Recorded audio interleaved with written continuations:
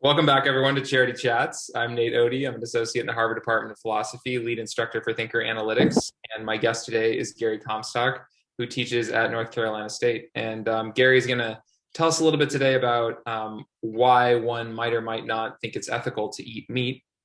And Gary, as we jump into this topic, we're talking about intellectual charity.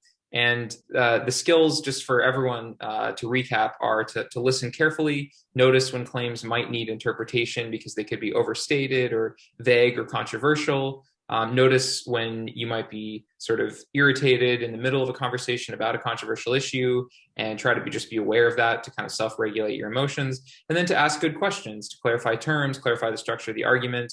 And the sort of ideal would be that even when you disagree with someone, you could not only make sure that you understand what they're saying, but actively try to help them improve their argument. And you want to take other people's reasons seriously for their beliefs. So, Gary, as we hop in here about, talking about eating meat, could you first of all just tell us a little bit about how does it go when you're having a conversation with someone, at the dinner table, and maybe they're enjoying a nice tasty burger, and you might not be enjoying a burger. What's that like? Yeah, well, I wouldn't be enjoying a burger because I don't eat meat. And I care about eating meat. So it's a topic that I get excited about when it comes up. And your point about these principles of charitable interpretation are really on the table, so to speak, when you're eating a meal with someone because of the dynamics here. And it might be worth sort of thinking about a meal with someone because a meal is an act of communion together. You sort of eat with your friends. You don't eat with your enemies, right? So if you have a matter that you disagree about right from the start and it's on the table in front of you, it's quite awkward, actually. So I don't talk about vegetarianism when I'm eating, and I make a point, if someone asks me about it, I say, let's talk about it over dessert when we're done eating. Uh-huh. Because I really do think we shouldn't eat meat, but I don't want to be telling someone that while they're doing it. So this is another reason to seek charity in your way of interacting with other people, because it does matter. It affects our relationships in a sort of basic and profound way. Absolutely. Yeah. I mean, I imagine you'd be frequently have occasion for someone to offer to serve you something or ask why you're not having something. And so it would at least come up in the context of the meal that you're a vegetarian. So then you sort of put it off till after the conversation to go into more detail. Right. Yeah. It's most awkward when you're invited to someone's house to eat, and they've prepared only or more or less meat. And I could discuss how I handle that, but I'm not sure that it's relevant here. I tend to just talk to people before we show up. Mm-hmm. Karen and I are both vegetarians, and we just let them know our dietary restrictions. Yeah, sounds strategic. I guess maybe one more question related to that then. It sounds like part of your idea is you don't want people to feel like they might be judged for disagreeing with you or for their choices. How do you see that playing out in a sort of maybe on controversial issues in general in the way that they're discussed or failed to discuss them well? Do you see that, I mean, is it a significant obstacle to really useful conversations that people are afraid of being judged by other people? Or to what extent is that an issue more broadly? Yeah, for sure, it's an issue. And I think all of us want to have as peaceable relations with as many people as we can. And that becomes difficult when the person you're talking to deserves your respect. And I think of this with my family members because my family's probably like most families in America, split right down the middle politically. And with the people on the other side that I don't disagree with, I want to continue to have family and familial relations with them, but I don't want to compromise on my political views. So how do you handle that? I think one way to do it is just to establish some rapport with the person from the beginning. And a good way to do that is just to tell some kind of story about yourself. So how about if I tell you one and then you tell me one about your relationship to meat eating? I became a vegetarian 40 years ago or so when I read a book Tom Reagan's The Case for Animal Rights. I had been teaching ethics at Iowa State University, and I was interested in family farms because my uncle farms in Iowa. And in the 1980s was one of the waves of the farm crisis when farmers were losing their business. So I edited a book called Is There a Moral Obligation to Save the Family Farm, in which I more or less defended family farms. And then someone asked me what a perfect farm would look like, a morally justifiable farm.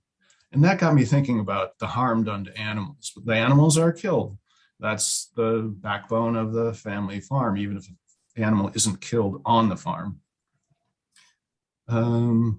That's what that question prompted me to read Tom's book, and Tom's book presents a very simple argument, which is the reason we don't kill people is because they have a right to life. The reason we have a right to life is because of our cognitive capacities. There are no cognitive capacities that all humans have that some animals lack. And some animals have many cognitive capacities that humans have. So to the extent that there are humans who lack cognitive capacities that some animals have, and yet those humans have rights, so animals have rights. That argument just persuaded me. And there I sat, a meat eater, a voracious meat eater, thinking, well, I really should bring my dietary practice into line with my beliefs. And that's how I became a vegetarian. It happened slowly as I sort of was convinced in my mind about the power of an argument. But I couldn't actually act in accord with it for years, for a while. It just took me that long to master my desires. So that's how I became a vegetarian. Do you want to share with me a story about the pleasures of meat eating? I'm so glad you asked. First of all, thanks for previewing your argument, and let's hop into it in a second. Gary, to be honest, this is a great topic for me to engage with you about, because I couldn't tell you that I really have a convincing set of reasons why it is okay to eat meat. I just like it a lot and have had many positive, pleasurable experiences, at holiday meals with family. My wife cooks some amazing meat-based meals, and it tends to be one of my favorite things to do sort of for fun on a weekend, or, for a date or something like that, just to get together with people over meals. And those meals tend to be meat-based. So, I guess I have a lot of positive associations with eating meat, but I couldn't tell you that that's like a sort of persuasive counter argument. So I kind of feel the tension that you were alluding to, that you were experiencing as a meat eater. And it does suggest one of these sort of intellectual virtues, which is in the neighborhood of charity, which is something like open-mindedness to the possibility that, you could be persuaded by a good argument, and that you're amenable to reasons that could in fact influence your behavior. So it's not every day that people can point to an example of where they really changed their mind based on an argument they heard. So that's, or read. So that's also really useful to demonstrate for our audience. Yeah, and let me just let me just step back from our conversation and make a note about how the conversation has begun. By my sharing a story and you listening to it, it opened an opportunity for you to sort of say, yeah, I'm not really 100% sure about my view in the first place. And I think just telling a personal story is much more effective in eliciting that kind of response from one's interlocutor, because I'm just telling you who I am. I'm not telling you who you ought to be. And that allows you to sort of say, oh, let me reach out and say, yeah, I'm kind of thinking about the other side as well. And similarly, I was going to say, before I stepped back from the conversation, that you sell yourself too short. Meat is an incredible source of happiness in the world. There are family traditions, there are religious traditions, there's religious symbolism around the killing of an animal and the blood of sacrificed lambs and all of that. Those are powerful goods, I think, in the world. So likewise, your sharing your story allows me to sort of say, I see these pleasures and happinesses. I have shared in them and partook in them myself. and giving them up would be a harm. It would be a loss. All of that has to be taken into account. But anyway, I think if you're talking to a family member about politics and you know they're on the wrong side, just recalling something you share in common from family history is a good way to start. Yeah, so maybe speaking more in the first person than in the sort of second person, more here's what I did, or here's what I learned, or here's what I thought, then you should, or you ought, even if that's what you're actually driving at. Not to be disingenuous or passive aggressive or something, but to just, yeah, I agree. I think people are more open when you're just talking about yourself, and you can't exactly refute someone's personal story. So what I'd like to do, Gary, if we can, is just hop in, and I've got a little argument map prepared for us. And what I can try to do is just sketch briefly, your case for why it's not okay to eat meat, and you can feel free to modify this main claim. I've got a picture of a ostensibly relatively happy cow here, just to just to see if you could convince us that we shouldn't eat the happy cow. So I know you already kind of alluded to the argument that was persuasive to you, but first of all, is this the main claim or something like it that you had in mind, or what would you say is the primary point of what you'd like to present to us today? I'm happy to defend that contention. I think that's Great. fine.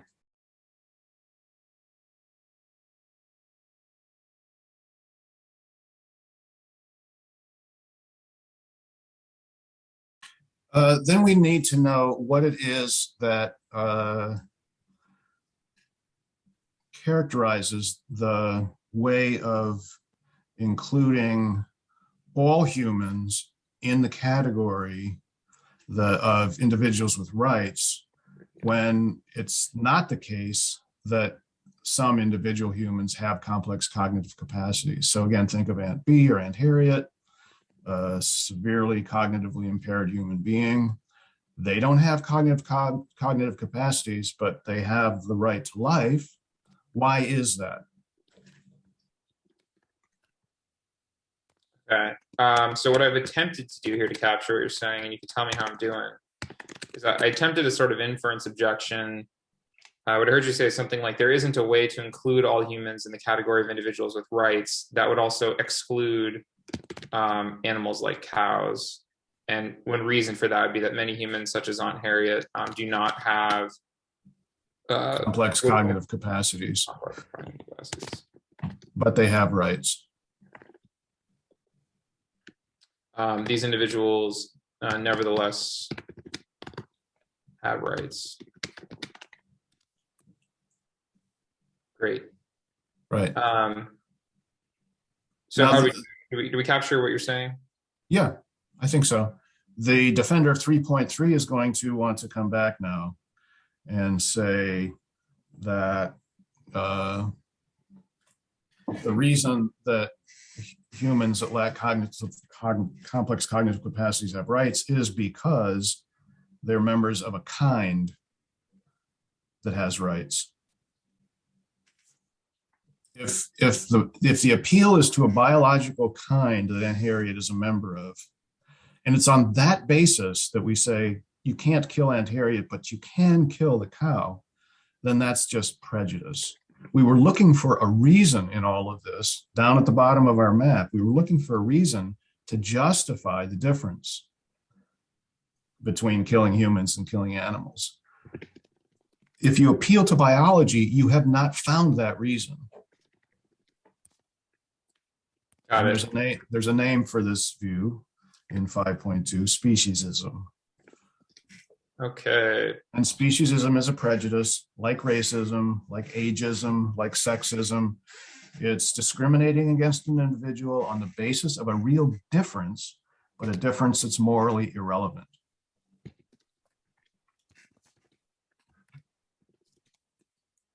Okay. So if I've got you correctly, you said there's only two ways that we could mean that Aunt Harriet has important rights that cows don't. We could mean something like, well, she's part of the species humans that has these rights. And your response is Okay, but if you're going to say that that is just at bottom the thing that gives her the rights and not some complex cognitive capacities, well, then now we're just talking about a straightforward form of prejudice, and the original argument about complex cognitive capacities just fails. Or if it's a psychological basis for these complex cognitive capacities, that in virtue of which, a member is part of the kind that has rights, well, then we've just decided that it's okay to eat Aunt Harriet, and we don't want to go there. So either way, the argument is doomed at this point. Is that did I get that right? You got that right. Yeah. Okay. I feel like So I've heard Peter Singer talk about this. another way to think about 5.2, the problem there is that it's question begging.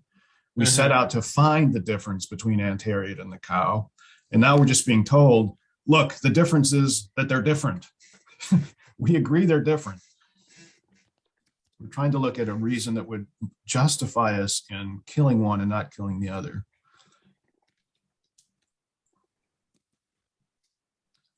Right. We set out to find a difference that wasn't just that they're not the same species, which we already knew. Right. Great. Okay. I guess so, Gary. I'm starting to be persuaded here. I'm wondering what could you kind of model for us, attempting to maybe step in once more as an interlocutor? Like, what do you think is the most persuasive reason to nevertheless eat meat? And is it a response to the argument that you've already laid out, or is it just like I was saying earlier? Is it just like, yeah, but meat is good for other reasons that maybe outweigh these reasons? Like, what's the best argument in favor of eating meat, and why does it fail? The one that comes up most often, or often enough, is that there is a difference between people and cows, and it cuts between Aunt Harriet and cows in a justifiable way, and that is that all and only humans have souls. Interesting. Yeah.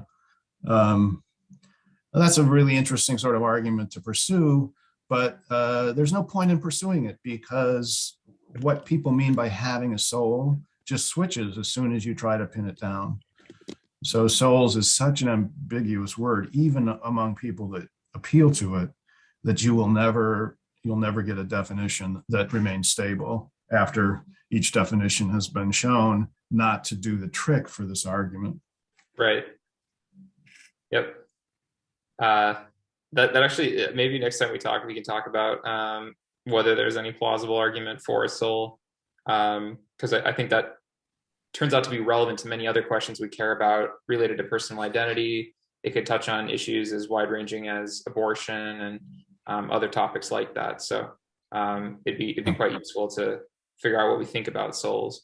And there is a sort of folk notion of soul that's not even explicitly religiously based, but which many people nevertheless seem to hold, especially when you talk about questions of personal identity, for example. Like, do I have a gender that has nothing to do with my chromosomes, and if so, what is that gender a property of?